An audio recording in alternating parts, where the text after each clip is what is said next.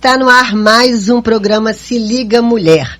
Aqui nós temos sempre um bate-papo com mulheres incríveis que trazem informações relevantes pra gente. E olha, é um espaço para você falar sem freio, sem medo, sem censura. E hoje eu estou aqui com a doutora Fabiana Patrão, que é ginecologista, e a doutora Cecília Figueira, que é pediatra e especialista em reposição hormonal. E o nosso tema é aquele queridinho do meu coração, mulher 45+, mulher 50+. E hoje nós vamos conversar sobre menopausa. Gente, muito obrigada por vocês terem aceitado o meu convite para participar aqui do nosso podcast. Então, eu agradeço bastante o convite para falar de um tema tão relevante, né, para a saúde da mulher. Porque nós vamos passar aí mais ou menos uns 2/3 da vida, né, no período do climatério da menopausa. Obrigada, Isa, tudo jóia, doutora. Obrigada pelo convite também por participar aqui com vocês. E é complementar o que a doutora Cecília está falando, né? Estamos falando aqui de 2/3 da vida e com a evolução da humanidade, eu acho que vai acabar sendo mais tempo, né? Porque a nossa expectativa de vida tem uma tendência a aumentar. Viver mais, graças a Deus. Pensando que hoje no Brasil a mulher tem uma expectativa de vida acima dos 80 anos, a gente tem realmente que conversar sobre esse assunto, né? Não, e uma coisa que eu acho interessante, quero até iniciar falando sobre isso, eu me casei muito novinha, com 17 anos. Quando eu me casei, a primeira vez, porque eu gosto de casamento, já estou no segundo, quando eu me casei a primeira vez, foi muito interessante, porque a conversa da minha mãe comigo foi sobre como seria a minha relação sexual. Ela já estava com seus 40 e poucos anos. A proporção que eu tive filho e fui envelhecendo, nunca ninguém chegou para conversar comigo sobre menopausa.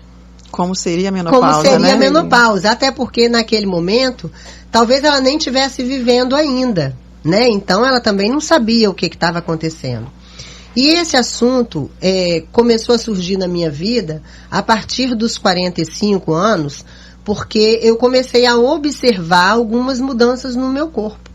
Né? Eu comecei a observar que eu estava com mais dificuldade de emagrecer. Antes eu ficava sem jantar, no outro dia já tinha perdido 1 quilo. Hoje eu fico sem almoçar, sem jantar, sem tomar café da manhã e os quilinhos continuam aqui. Então eu comecei a observar esse tipo de mudança. Comecei a ver que a pele ficava mais ressecada, o cabelo, já não tinha tanta vontade de transar, sabe? Já era uma coisa assim, a minha mente até queria, mas o corpo parecia que não estava ali presente naquele momento. Eu falei, alguma coisa está acontecendo comigo, né? E o que será? Será que eu não estou gostando mais do meu marido? Porque você começa a fazer uma série de questionamentos. O que está acontecendo comigo?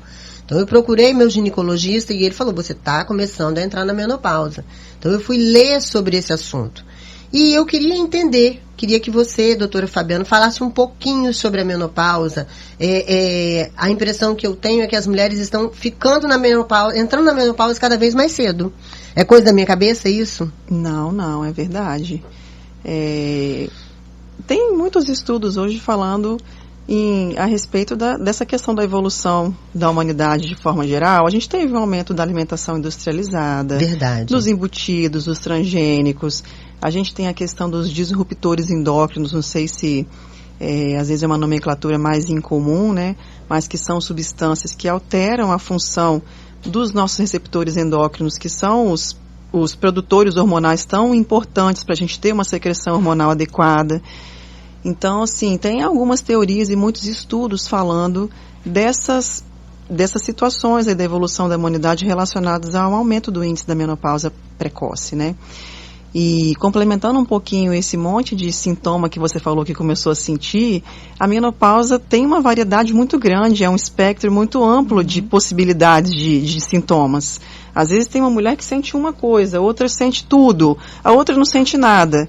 Então, às vezes, com uma paciente mais oligosintomática, quer dizer que tem um ou outro sintoma, ela pode até atribuir isso a outras coisas, achar que é uma anemia, um início de depressão, ou um estresse, excesso de demanda, né?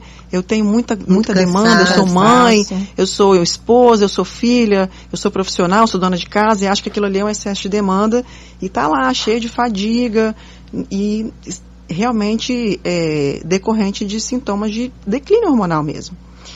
Uma outra questão é que o declínio hormonal, ele não começa quando a gente para de menstruar, né? O declínio hormonal começa alguns anos antes. Então, a mulher ali, depois dos 40, ela já começa, às vezes, a ter um declínio hormonal que pode se traduzir em alguns sintomas. Então, o que a gente mais vê com uma certa frequência é isso. São mulheres que chegam aos 40 anos e começam a perceber assim, nossa, eu não estou conseguindo produzir na profissão da forma como eu fazia. Nossa, eu estou me cansando com mais facilidade. O final de semana só não é suficiente para eu repor energia. Vontade de dormir o dia inteiro. Vontade de ficar deitada. Nossa, a voz do meu marido me irrita, né? É muito frequente. A memória, né, doutora? Isso. A memória eu senti muito. Como eu tô esquecida. Então, assim, para quem trabalha com memória, né, que foi uma coisa muito impactante para mim, para quem trabalha com memória que precisa estar produzindo, né?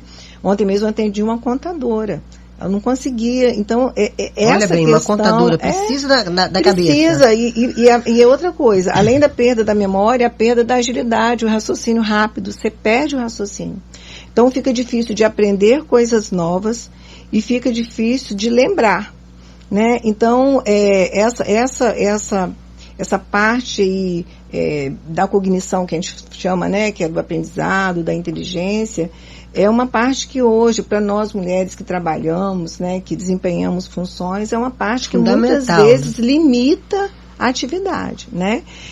Tem aí relato de caso de escritora que há anos atrás, né, quando houve esse break aí, que ninguém falava em menopausa mais, que parou de escrever, não tinha mais condição de produzir, né?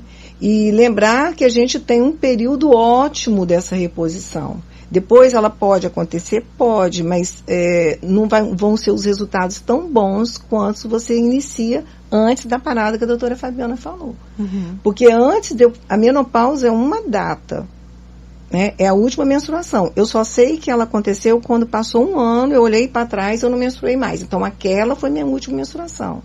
Só que antes disso acontecer, começa a acontecer todas essas alterações sintomáticas. Às vezes o ciclo menstrual altera, é o mais comum que a gente vê. Sangramento, quem não sangrava começa a sangrar demais, às vezes ciclos mais prolongados. E o tal dos calores, né? Pois é, isso eu nunca senti. Tão famosos, mas acho que é um dos sintomas mais frequentes. Dizem que é um calor insuportável. Em torno de 70%, né, das mulheres têm. E é um sintoma que impacta muito no sono. Acontece muito de madrugada e perder o sono, já com toda essa alteração cognitiva, que também vem do declínio hormonal, acaba virando uma bola de neve, né? Agora, eu quero fazer uma pergunta, para depois a gente até entrar na questão mais médica, né, mais científica. Por exemplo, eu observo que as mulheres mais novas têm vergonha de falar sobre esse assunto. Têm vergonha e, de certa forma, debocham também, tá? Eu passei por isso. De falar bem assim, é porque você tá na menopausa, como se eu fosse a velha, né?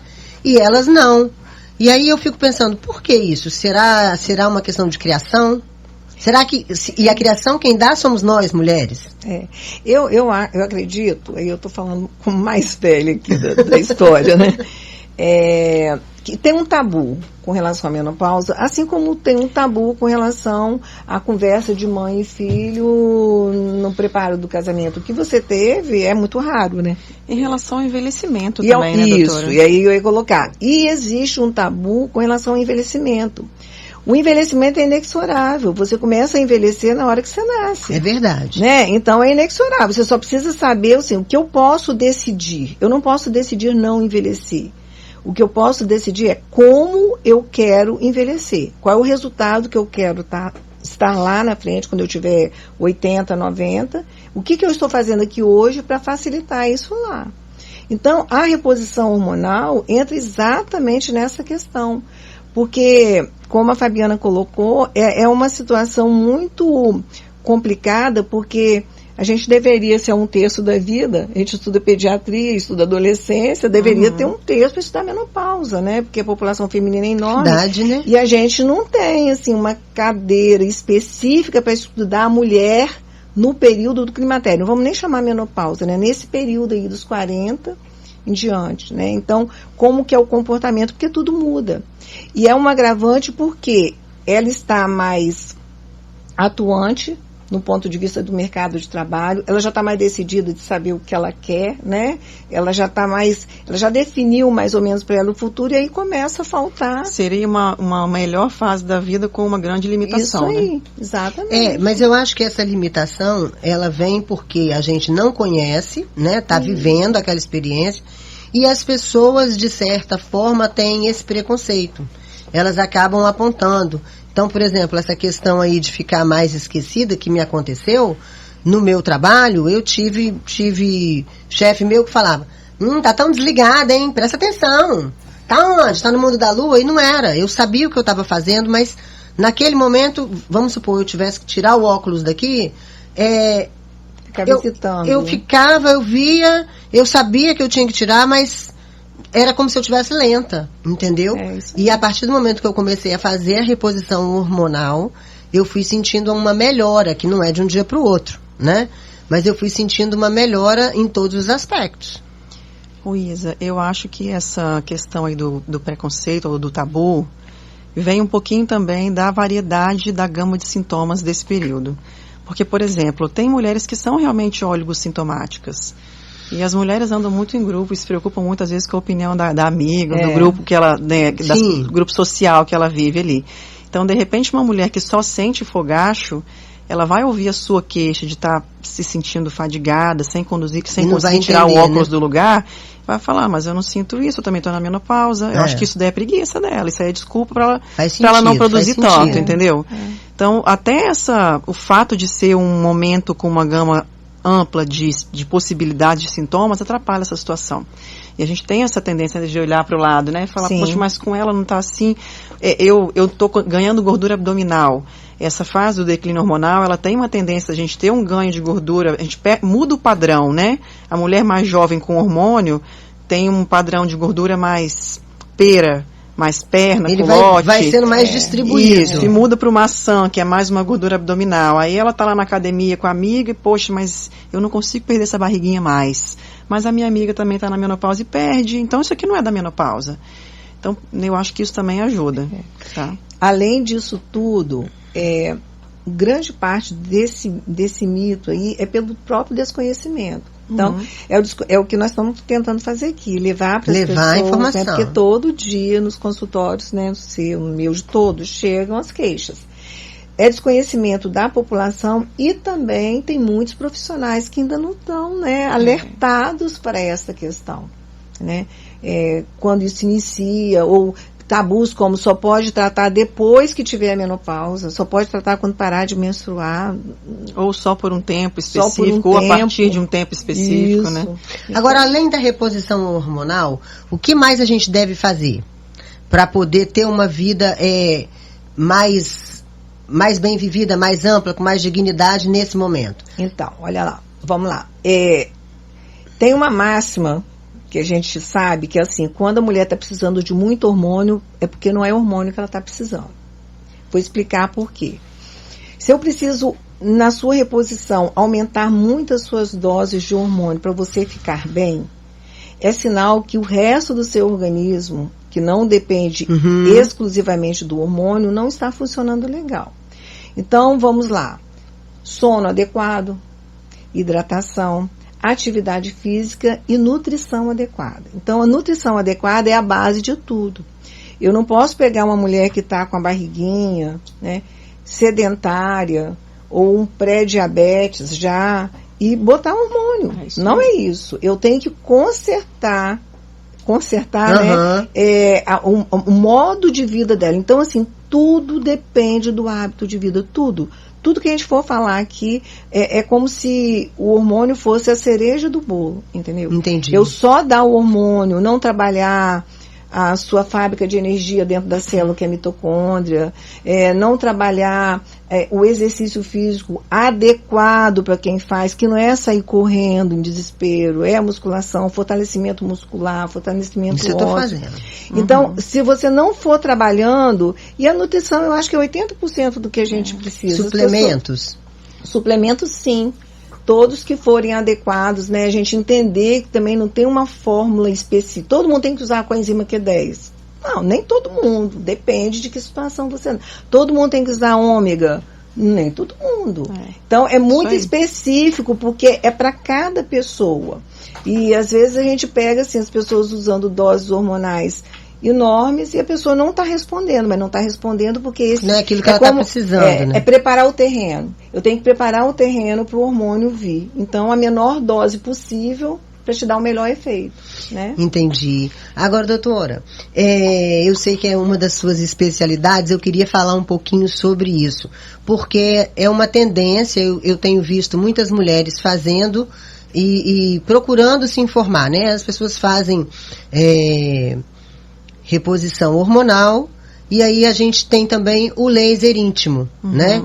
Que parece que também dá uma melhora. Queria que você falasse um pouquinho sobre isso. Então, deixa eu puxar um pouquinho mais para eu chegar até o laser íntimo, assim. Se a gente for falar dos sintomas mais comuns, mais frequentes, que mais impactam a nossa qualidade de vida da menopausa, nós vamos falar aí dos fogachos, né, que a gente já falou aqui, da mudança do ganho de peso, da fadiga, da parte cognitiva, da instabilidade emocional, dos sintomas de irregularidade menstrual. Isso é o que as mulheres chegam lá para mim relatando. Mas existem os sintomas que elas não veem e que elas não sentem. E que a gente, estudando menopausa hoje, entende que existe um benefício quando tem um tratamento adequado. O que é, por exemplo? Então, eu gosto muito de bater em 3 pontos. O primeiro é a questão cardiovascular. A gente sabe que o estrogênio sérico exerce uma proteção cardiovascular na nossa vida em menacme jovem. Então, a mulher menopausada, ela tem um fator de risco a mais para doença cardiovascular. Isso ela não vai sentar lá na cadeira do meu consultório falando. Olha, eu quero fazer reposição porque eu tenho um risco cardiovascular maior agora. Não vai. Ela nem sabe. Seria, assim, para infarto, para derrame, né? Uma segunda questão seria a proteção óssea, a proteção de massa muscular. A gente tem também o estrogênio como um grande protetor da perda de massa óssea, contra, né, a perda de massa óssea e massa muscular. E a gente, com a evolução dessa parte de performance de esporte, vê hoje alguns estudos falando até de massa magra sendo um preditor de longevidade na espécie humana. Então, isso também, esse benefício ela também vai ter. E a terceira coisa, que aí onde entra a questão do laser, por isso que eu quis puxar lá de trás, desses sintomas que a gente não vê teoricamente, né, é a parte da degeneração genital que acontece com a queda dos hormônios. Uma atrofia, inclusive. Exatamente. Né? Às vezes eu falo atrofia, às vezes cai até uma lágrima. Eu falo, doutora, o que é isso? Minha vagina está atrofiada. Imagina, a falta de informação das pessoas. Isso aí. Então, assim, o que acontece? A nossa mucosa genital, ela tem uma composição e uma função ao longo da vida reprodutiva. Ela é rosinha, né? E molhada, rosinha porque é cheia de vasos sanguíneos. Igual é, por exemplo, por dentro da nossa boca. E molhada porque os vasos sanguíneos irrigam glândulas que produzem secreção. Então, ela tem uma elasticidade, ela tem uma lubrificação, que são adequadas para esse tempo de vida reprodutiva. Com a queda do estrogênio, principalmente, ali no período pós-menopausa, a gente tem uma diminuição muito grande desses vasos sanguíneos. Aí o tecido que era rosinha vai ficar branco, frágil, quebradiço, vai ficar sensível ao atrito da relação sexual, ela vai ter desconforto para ter relação, vai fazer às vezes pequenas fissuras.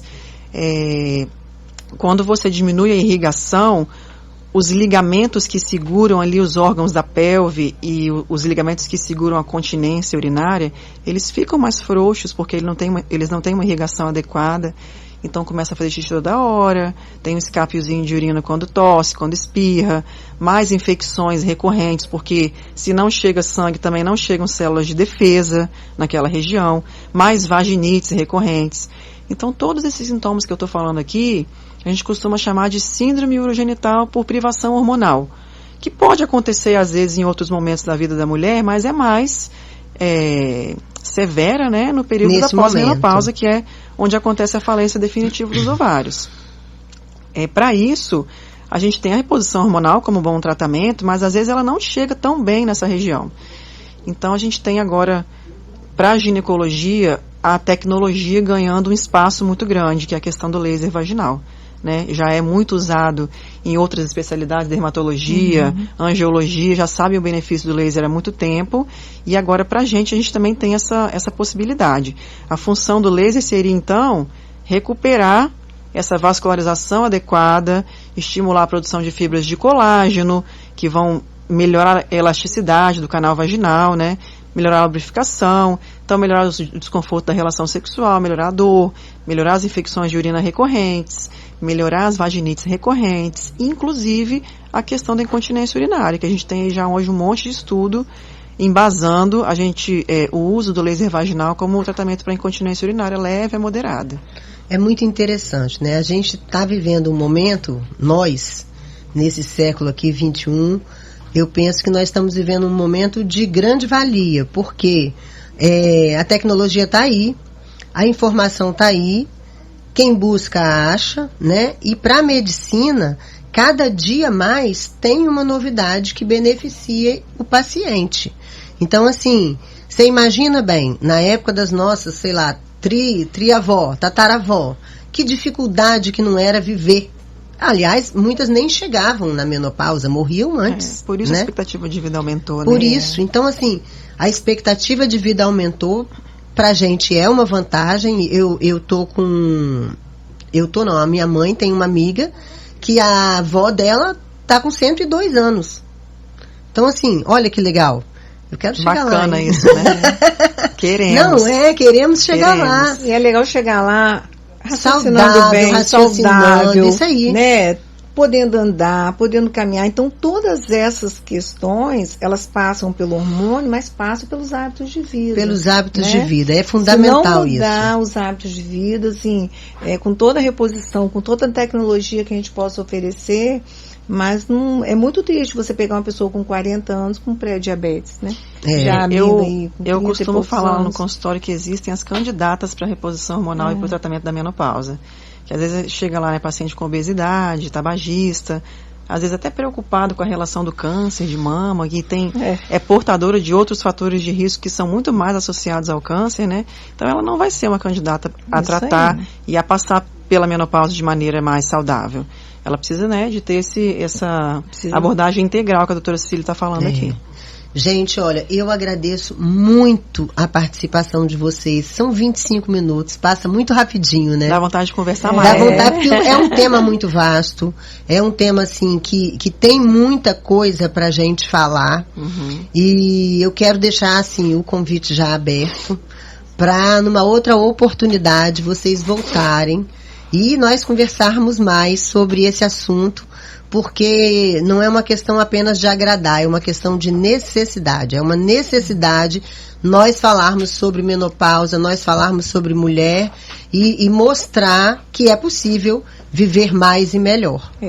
E lembrar o seguinte, não, às vezes as pessoas, mas não tem que ter medo de envelhecer, só não envelhece quem já foi, quem né? já morreu. Nós teremos envelhecer. Nós viveremos. A decisão é como viveremos, né? E a decisão do como viveremos, com qualidade de vida nós teremos, é agora. É agora. Né? E é nossa, cada dia, e é de cada um. Nossa. Então, é o compromisso seu com sua saúde, o compromisso seu com o seu futuro, tá aí. Porque passa por tudo que você come, como você dorme, como você gerencia seu estresse, quanto de água você bebe, né? Tá certo, doutoras. Muito obrigada, doutora Fabiana, doutora Cecília. Nós agradecemos. Obrigada pelo convite. E nós três, na verdade, estamos aqui fazendo esse papel, né, de levar informação. É isso mesmo. Olha, gente, nós vamos terminando por aqui. E hoje eu conversei com a doutora Fabiana Patrão, doutora Cecília Figueira, sobre menopausa, sobre mulher, sobre reposição hormonal. E convido você que está nos ouvindo a ficar ligadinho aqui no Se Liga Mulher, porque toda semana tem um assunto bem importante, bem diferente para vocês. Um beijo!